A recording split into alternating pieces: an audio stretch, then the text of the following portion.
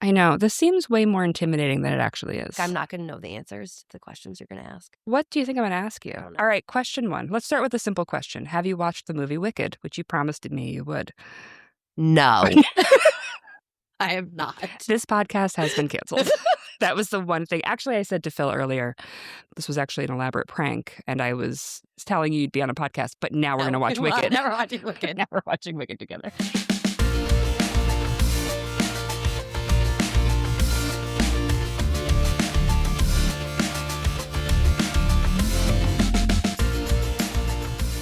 You're listening to New Hampshire Has Issues, and I am your host, Liz Canada. This episode might seem a little bit different because I'm not covering a political issue, but I am tackling an issue that maybe you also experience, which is how the heck do I take care of myself in what feels like an absolute dumpster fire of society right now? So although we talk extensively about CrossFit, because that is one tactic that I use to take care of myself, this episode really isn't about CrossFit. It's about stress. It's about aging. It's about how one comment to a teenager can drastically shift the trajectory of that person, which is terrifying as a parent. I can't emphasize enough how excellent of a coach Meg is, whether you are in a class with her, whether you are sitting in sort of the waiting area of the gym and just chatting with her. She is so excellent and so caring. Near the end of the episode, she says, even if you never do CrossFit, if it's not for you, do something to take care of yourself. Try something new. She talks about how she has recently started a new activity, which is rock climbing. That is something that she is really enjoying, learning that and trying something new. And I really wanted her to come on this podcast because the community that is fostered at our specific gym, I think, should be a model for all of us. That we should have people in our lives who are cheering us on, literally and figuratively, being around people who want us to try new things and push ourselves in a safe way, who care about our physical well-being, our mental well-being. Because, friends, I know you are stressed. You wouldn't be listening to this show if you weren't slightly stressed out by what's happening, whether in New Hampshire or across the country. It is winter. There is still so much snow on the ground. Is it ever going to melt? So how are we going to take care of ourselves now and into the next few months and into the next, I don't know, just about 3 years? So whether you ever try CrossFit, or if what you love to do is play soccer, if what you love to do is walk with a weighted vest, if what you love is rock climbing or racquetball or mountain biking or walking your dog around your neighborhood and saying hi to the people who live near you, this episode is for you. Quick reminder that this coming Friday, February 20th, I'm going to be one of the guests at Granite Goodness Live, local podcasters night at 3S Art Space. Tickets are on sale now. Doors open at 7:30. Please come say hello. I'd love to meet you. If you would like to support this show, you can go to patreon.com/nhasissues. And one other way is to share an episode with someone you know. Thanks for listening. Meg, people are really intimidated by CrossFit. I don't want this to be a CrossFit commercial. I said that to you. Yeah. But also, it is kind of a CrossFit commercial, but just for our gym CrossFit commercial. And right? I would say our gym, there are other CrossFits like our gym, but our gym is not typical of many CrossFits. Yeah, I completely agree. What do people think about when they think of CrossFit? What does a regular person... Rope climbs. Flipping tires, sledgehammers. When we think, Katie just said this the other day, when we think about functional fitness, if I fell in a pit for some reason, a rope climb would be helpful, actually. That would be a really helpful thing to know how to do. I still can't do a rope climb, so I'm stuck in that pit. I think you would will it I would to happen. So I would find a way. If there was I know life or death. I know what my feet are supposed to do on the rope to help me climb up. So probably the intensity of the moment would fuel me to get up. You just squeeze. Yeah. You just squeeze everything really hard. That's right. Yeah, people think rope climbs, tire flipping. Yep. I don't think I've ever flipped a tire here. Oh. I'm going to say that that's my biggest complaint. I have not flipped one single tire while we've been here. They're back there. I consider that successful if that's your single complaint. That's right. Of our gym. We have 2 tires back there. Welcome to New Hampshire Has Issues, the podcast that dares to ask, when am I flipping a tire, Meg? It better be programmed in the next week. I want tire flipping happening here. Oh, man. You want to try one? Welcome to New Hampshire Has Issues, the podcast that dares to ask, is it possible to take care of ourselves when we have all these issues? I don't know why. I don't know how I phrase this or why I keep coming back to this, but I think, wouldn't it be nice to be able to get up off the floor safely? Right. As we age? Yes, right. Welcome to New Hampshire Has Issues, the podcast that dares to ask. Can you get up off the floor without using your hands? Could I do that? Maybe. You could do that. Yeah, I think I could do that. You can be laying back, sit up, Yep. come to a tall kneeling position, Yep. like you're about to do a lunge, Yep. bring one foot out in front and stand up. Yep. Yeah, I could do that. Yeah, it doesn't need to be like a party trick way. But it could be. Yeah, I don't know, warming up and then handstand. No, it's just Being functional. Functional fitness. Yeah. That's the whole thing. I am your host, Liz Canada, and joining me today is a special guest on the podcast, someone who sees me first thing in the morning before I have had enough coffee or caffeine, when I am at my most exhausted and ready to face my horrible days ahead of me, my CrossFit coach, Meg Trombley. Meg, welcome to the show. Thank you. You're welcome. Is that what I was supposed to say? That's great. You Okay. can say thank you.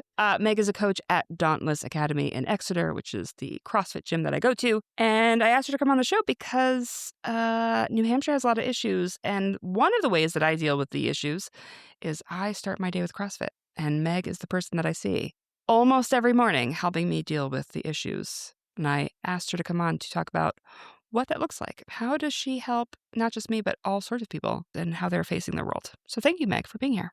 All right, so people think of CrossFit as rope climbs and flipping tires. And people yelling at you. Yeah. Lift a lot of weight. Go heavy. Go fast. Yeah. I think aggressive. I don't have that experience here. Should I? Should I be complaining about that too, that you're not yelling at us enough? I mean, it depends on what you want. Do you want? There are some people that I yell at.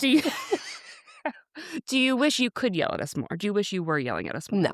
CrossFit is very intimidating. I bring it up on the podcast. I brought up with Christine Stoddard. There was an episode we did about Medicaid coverage. We sort of ended the episode with all of the things that are happening are so overwhelming and exhausting. How do we take care of ourselves? And she said she goes mountain biking in the morning because it lets her not think about work. And I come here, we're recording this in the gym. I come here so I don't think about work, but then sometimes I do because I have my phone foolishly near me. But, my podcast is New Hampshire Has Issues, and I talked about CrossFit because it is one way that I take care of myself. And I asked you to be on the show because I think you help people take care of themselves in spite of all of these many issues. How did you get into CrossFit? Were you a Division I athlete in, weightlifting? No. Softball? No. Gymnastics? No. Soccer? No. Football? Sports. No sports. Rugby? No sports? None of the sports? No. So how did this happen? How did you get to the CrossFit world? We graduated college. And Phil? Yes. Sorry. Yes. Yes. Let me preface that. I just assume that everybody knows who Phil Everyone is knows because you know who Phil is. Yes, I know who Phil is. Yeah. My partner, Phil, at the time we're dating, and we graduated college together, and I had a physically active job, and he had a very sedentary job. And he played a lot of sports and was a Division I athlete. Yeah. Very team motivated. Yeah. Always working out for the team. Flash forward a year or two, and I'm kind of have this haphazard routine, but I'm staying active, and Phil's getting very inactive. And with that comes a mental feeling too of maybe restlessness or anxiety. And then realizing, okay, when I was moving, and playing sports, I didn't have those feelings, and that felt better. And he's really wanting to, have an outlet for that. And I had stumbled upon someone posting on Facebook that I went to high school with pictures of them at a CrossFit. It was just a group of people working out, but not what you think of as a traditional workout, where you're all following someone up front. Yeah. Like an aerobics instructor. Yeah. And you're all doing the same moves. Because I know that Phil wouldn't like that, and I wouldn't like that either. We're both not into that. So I messaged this guy and said, what is this? These people are working out amongst each other, but not with each other. Near parallel play. Yes. We're around each other. Yeah. So it's kind of like a team. It kind of looks like a team. Yeah. And he said, this is CrossFit. And where he went didn't really help me. But he just Right. said, this is CrossFit. Here's kind of what it is. I said, oh, that's cool. So I booked this intro class for Phil and I to attend, really for Phil, for him to find a way to work out that kind of felt like a team, and that maybe would be a little bit more motivating for him to go into this kind of structure setting, into a group class, instead of just he's just not motivated to do it on his own or kind of just like bop around. Like it all just started from that, booking this intro for him and us both doing it together. And then it like became my entire life and identity. Just one little intro class, Yep. and now you're the head coach here, right? Yep. Is that your that's your title Yeah. here? I did something similar. I had lived in Denver for a while, and I had moved to Cambridge for graduate school for 9 months. It was a 9-month program. So I had thought I was going back to Denver. Went back to Denver just for the summer, and I was staying with my friend Kate. I was like, well, I'm moving back to Cambridge like full time, like for good. And she's like, well, what life do you want to have? Like, what are the things that will make you happy? I know, right? Like, but it was like I was restarting my life, and it was 10 years ago now. She's like, you care about yourself, like you're starting this new life. Like, how do you want to launch this new life? I was like, well, I want to be like physically active again. Like I was a big softball player growing up, and she was into CrossFit. She had gone before. I had done CrossFit workouts online. Like they had posted them on the main site. So I would like look at that, go to 24-hour fitness, do the scaled version. And so she was like, well, why don't you just join a CrossFit gym near you, like where you're living? And so she like forced me to open up my computer, email the gym there, and be like, can I come for an intro class? And the intro class was at like 6 a.m. And she's like, that will mean that you will really do it if you actually go. And then I did, and I kept showing up. What made you keep showing up after that first class? So I had some experiences where early on I tried to play sports, like in early high school. And I had a really fun time being on like the team and doing practice. But the way you do the physical movements didn't really ever click for me. Like I just felt really awkward in my body, but I was still having a good time. Well, after like freshman year, when everybody like gets to go like be on the team because it's freshmen, in particular with volleyball, I had a coach. She cut me going into our junior year. So I had now played freshman and sophomore year. So I had played on the freshman team and the JV team. And she said she cut me because all the rest of my teammates were making the varsity team and I wouldn't have made it, and she didn't want me to feel embarrassed. What? This is after she cut me. I'm like, well, that would have been a nice conversation to have with me, because if we had had that conversation, you would have realized I didn't even care if I was playing. Yeah. I honestly would have been totally happy, like never playing in the game and just sitting on the bench, because all of my friends were there. Yeah, right. I'd had this routine established. I liked being in practice. I was staying physically active. I wasn't really sure what was going on with the movements, but like mentally, physically, like it was doing really good things for me. And that moment made me feel really bad about myself. Yeah. Like I had thought about going to school for athletic training. I had considered myself this athlete. Yeah. Wow. And that, now looking back from an adult perspective, you know, I shouldn't have listened to what other people were telling me about myself, but I'm a sophomore, you know, going junior in high school, very impressionable. Yep. I threw away that identity because she was like, that's not that one moment. You can't do this. Even though I wanted to continue to pursue that, stopped me from doing that. So when I found CrossFit and everything is infinitely scalable, that like, I was like, this is my moment. If you want to show up and you want to try, CrossFit's for you, because there's no no's. Like no matter what, you can do it. I mean, I've worked with people who are wheelchair bound doing CrossFit, who have spina bifida doing CrossFit. There's a way to modify and a way to scale everything. And that like really, really spoke to me. And it truly brought my identity back to me of like who I was like at my core.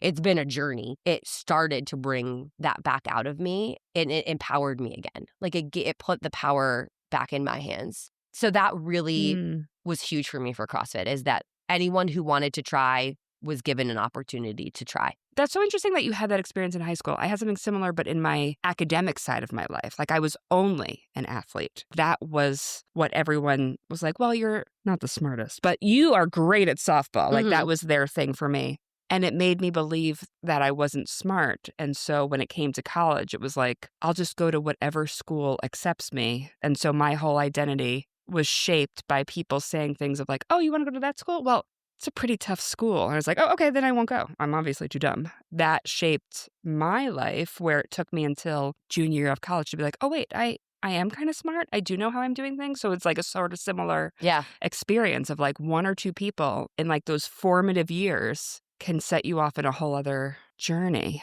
It's so tricky with teenagers like that. I think about that with the boys too. What is going to be the thing that they remember 10 years from now that I didn't even realize I said or a teacher said, you know? Right, what you hold on to. Yeah. Well, that's what pulled right. me into not only staying in CrossFit, but then quickly leading to coaching. I didn't even know how to do most of the movements, and I was already like, I want to coach people. And then they were like, wait, you need to like learn what's going on here. But I was like, I want to be a part of giving people that opportunity and giving them opportunities and the power back in their hands. Yeah. And like writing their own story. Like I wanted to Yeah. help people in that journey because I didn't feel that I got that help. When I started CrossFit in Cambridge, I also started dating. And I've been doing CrossFit for like 2 months. On this first date that I was on, she was like, so what do you do? I was like, oh, well, you know, this is my job, so forth. I also go to CrossFit. And she looked me up and down. She's like, really? Yeah. And like, this date is over. This date is over. Check, please. Check, please. That still happens to me, though, because I have a larger body. I have a fat body, and I gain weight and I lose weight. And I think people have an expectation of like, if you quote unquote do CrossFit, You're ripped. You have shredded abs, everything. And that's not really the case. So you talked about folks who have specific medical situations that they might be in. But what about someone who has a larger body, like regular people? Is CrossFit truly for everyone in that way? Yes. Yes. That's it. Unequivocally, yeah. Yes. Molly and I talk about we come to CrossFit so that as we age, we can still have a house that has 2 floors, that we can go upstairs as we are older, or we can still, you know, she loves hiking, so like she can still do that. The reality of like aging is upon us. Like we are in our 40s and This is where the scales start to tip a little bit. yeah, You can't just like rest on what you've been on right now. You have to Yes. continue to build and work to keep what we have. which really sucks, Meg. It's horrible. But it keeps our brain also functioning well too, right? Like that challenge and even like the counting, we were joking before, the counting under a high heart rate, all of that keeps you sharp. I work with a woman who's 92 and I don't count her reps for her. Yeah. I secretly do. I do count her reps for her because I don't want her just like doing 1,000 step-ups Sure. when it's supposed to be like 10 and I'll stop her, you know, within reason of, okay, I think it's time to move on. But I want her to count. I want to introduce new movement patterns to her, you know, safely. That constant challenge, just like, you know, like reading, you know, keeps your mind sharp. It's the same thing. Like the acuity and also just obviously here interacting with people, having the opportunity to interact with people on a daily basis. And that sense of community is huge too. So there's a lot going on in a CrossFit class besides just flipping tires, which I still have not done. Yeah, I think the community piece is so huge. It's just like, it's nice to be here. I don't know that every CrossFit gym feels like this. How do you get the community that we have? How did that happen? That's so weird that you just, that question, because Elliot's the owner. For those of you in the podcast world, he's the owner of this Elliot gym. Fields is the owner of Dauntless Academy. Him and I were talking the other day. He asked me what I feel makes our gym unique and special in the world of CrossFit. And I said, I truly feel that there's no judgment here and that everyone is so accepted and we're all coming from different walks of life. And we all just really want to see each other do well and grow and be challenged. And there's no like animosity of like, well, she did that way. And like, or feelings of like jealousy. Like it's truly like good for you and not a good for you. Yeah, truly there's a no good for you. sarcasm Yes, in the no good for you. sarcasm. So I feel like that comes from, this sounds so bad. Not bad, weird to say. I think it comes from the coaches and the fact that we are open and accepting. Like I'm the person that like gets lost in the grocery store because I somehow managed to like talk to a stranger and then we're like sharing each other's lives. I've never had that problem, Okay, actually. well, Phil runs away. Phil runs away. Yeah, Phil and I are similar. And it's just me talking to people. Yep. And then he goes, do you know them? And I said, well, now I do. Because I just talked to them. Bringing it back to what I was saying before of what drew me to CrossFit to stay is if you're willing to try, I'm willing to help you. So as long as someone comes in here with an attitude that they're coming from a place where they want to try and challenge themselves, this is the place for you. And I think the people who bring negativity and complaining those people just don't last very long here. Yeah, so they right. kind of get like filtered out. But yeah, we have such a diverse population of people that maybe would never be friends Right. or hang out outside of here. But also that's just part of like being an adult, right? Like you just have like your world gets smaller and smaller because you just like either work from home or you just like are with the people that you just work with. So it's really cool to have an opportunity to be in a place where there are so many different types of people. But I think we're just so open and we make people feel comfortable to be themselves, that people are themselves. And people feel comfortable. And like we're in our most physically stressed of our days in the gym, I think. Mm-hmm. I am sure there are folks who have very physically demanding jobs, or there are folks who are doing things outside of the gym that are probably even more physically some stressful. Doctors, lawyers. Yes, right, yes. But like at the end of the class, we are all sweating and fatigued, and I often am laying on the floor for 10 minutes. And like, I would never do that in front of anybody else. Right? Like, it's only okay here. I could not in You're the taking state all house. your clothes off. We're just God, like, I'm oh my dying. God, shoes And are off. And everyone is like, yep, that's what we do here. Yep. That is how we operate here. And everyone is just totally fine with it. I think people don't know what a class is really like because gym classes are often those sort of mimicking the person at the front. Right. So maybe you could just talk a little bit about like... Well, let me backtrack and say, if you're brand new to CrossFit, there would have been things that have happened before you've come into class. So you'd have some idea of what's happening, at least. But I might not know to what extent. You know, maybe we just had a woman that, you know, did CrossFit 2 years ago, took 2 years off, and now has come back. So I really don't know what kind of shape this person's going to be in. They might have some idea of the movements.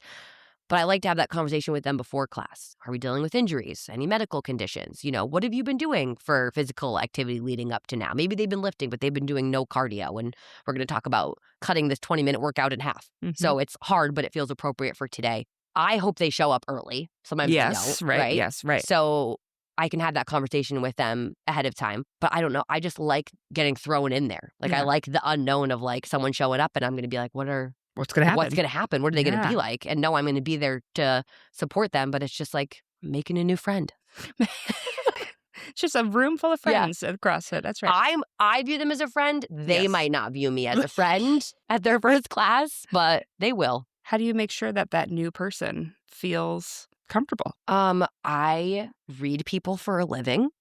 Well, so fancy. Hopefully, the hope is when you've been coaching for as long as I have, you start picking up on subtle cues. Even just watching someone pull up and the fact that they're sitting in their car for 10 minutes before they walk in the door, right? Classic move. Yeah. They come in the front door and they kind of like linger by the front door and they're like looking around. You can just start like picking up on all of these things and how you're going to approach someone.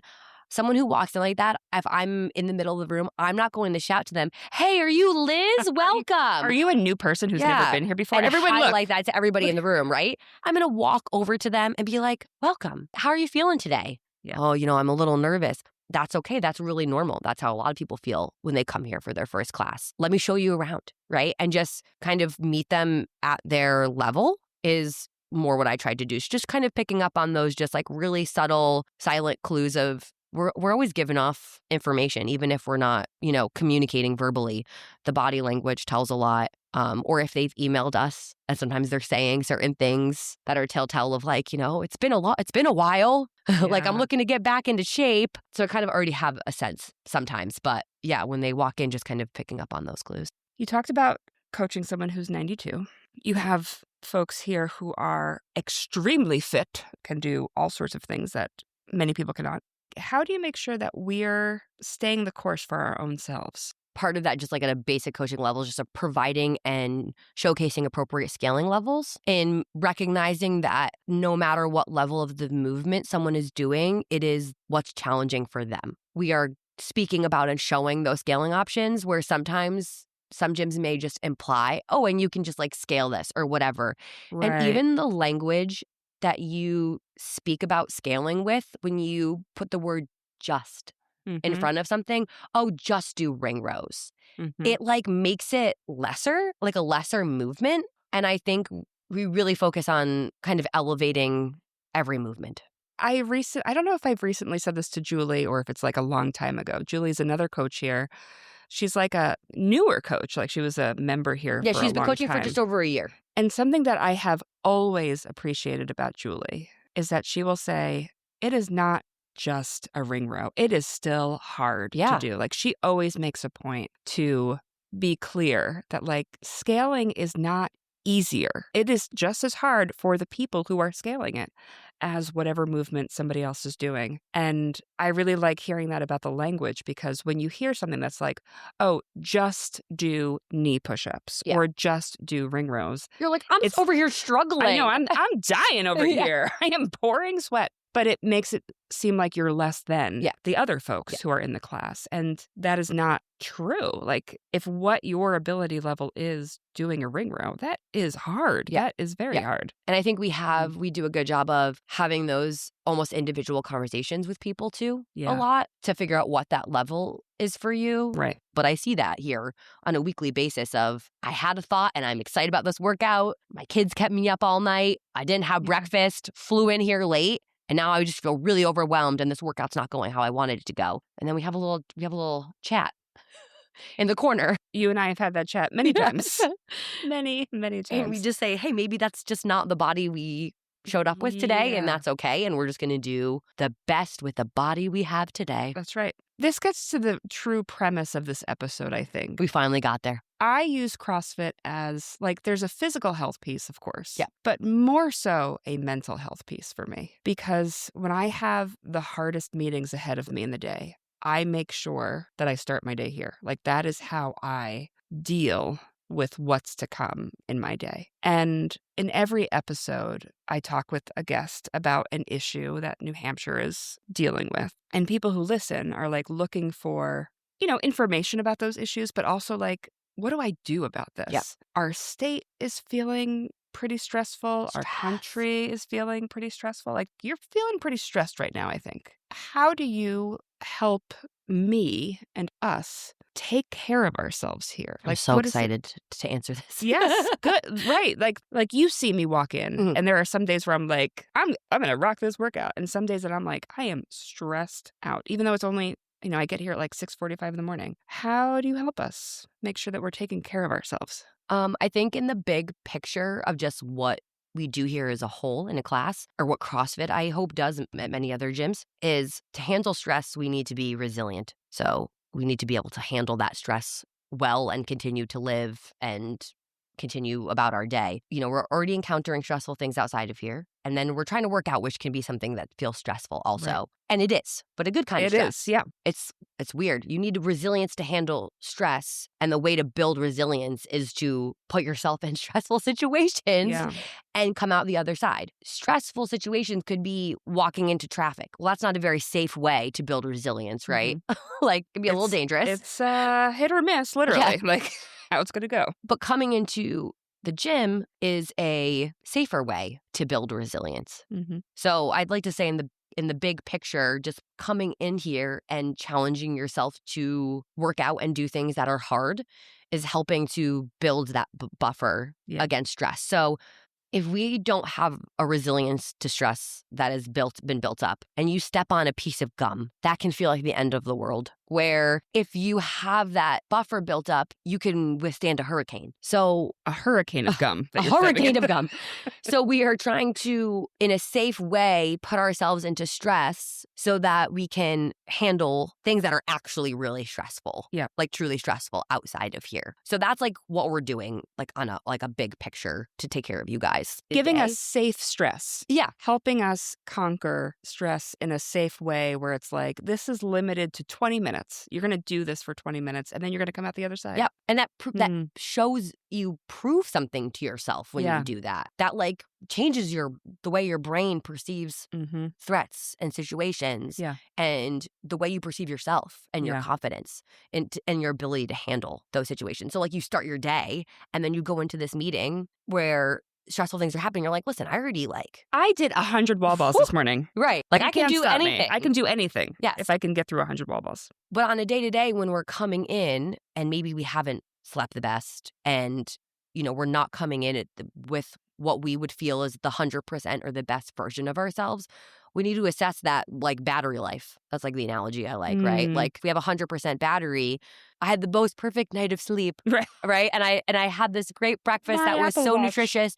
And I came in here and I just feel like I'm floating on a cloud. You're going to get after it and you're going to give 100% because you have that to give. But most of us are not coming in here like that. That's like the ideal once in a blue moon situation. Right. Most of us are coming in here with probably anywhere from 50 to 80% battery if we're lucky. Maybe sometimes it's 10% battery. We just, we have a newborn at home. That's a great example. We have a lot of families here. My hope of what comes across when I coach is that I'm helping you to not have a certain expectation of how you're going to perform today. And just as I'm going to meet you where you are, you need to meet yourself where you are. And to not have this expectation that you're going to lift the heaviest you can today when you're coming in here with 20% battery. You still have your whole day ahead of you. And I'm sure you need some of that battery somewhere else. So you might only have 5% to give to this class. And that's still something. And I'm still going to show up and I'm still going to take care of myself and do what I can with my body, but to not get frustrated. And I think pushing beyond those boundaries and not listening to your body is where we see people getting burned out and just the stress building, and no way to handle it. So just communicating. I think communicating and also those subtle cues that I talked about of how someone's coming in here today and noticing that, I'll see this sometimes of people getting frustrated. They're not performing how they want to perform. And even something like shaking their head in a no motion when they put the bar down. And that really leads me to walk over to someone and say, hey, what's going on? I did this weight last week and it felt so easy. And today it feels like 1,000,000 pounds. And we recognize that. And I say, it's okay to feel that way. It's okay that you feel frustrated. I know you want to perform. And this is how we're going to perform today.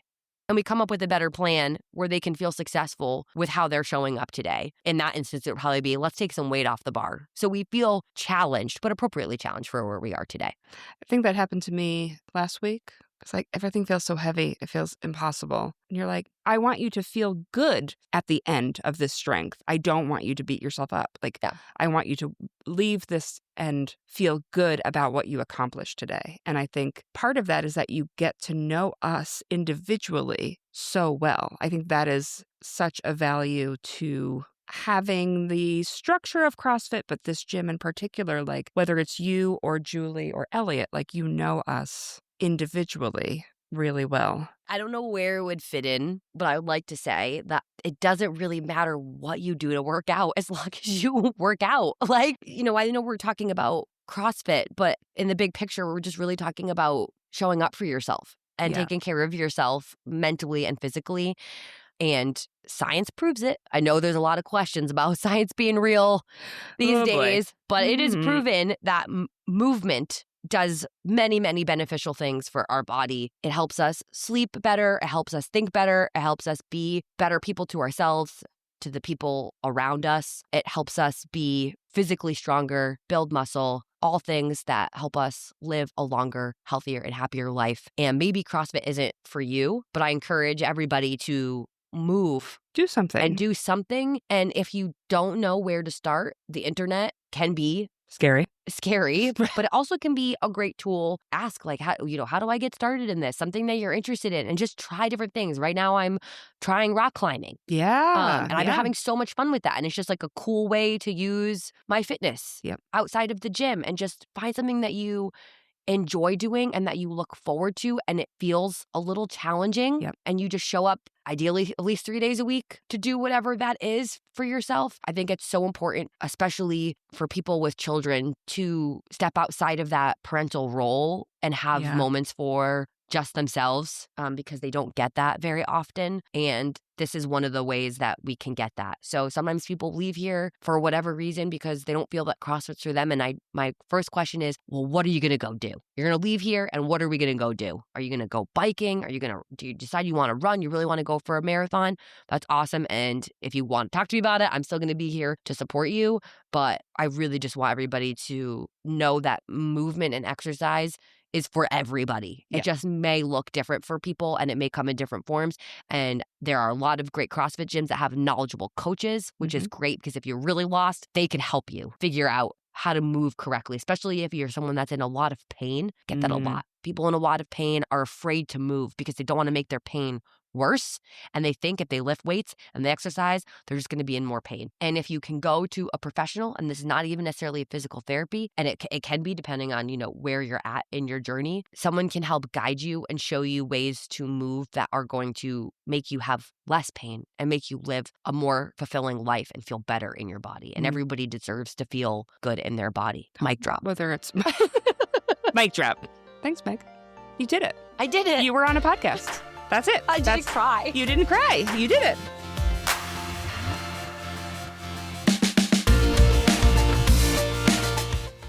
One of the scaling options for handstand push-ups, which as I say this, I am sure a listener is like, what the is a handstand? It's what it is. Ignore it. Ignore it. Pretend you never even heard that phrase.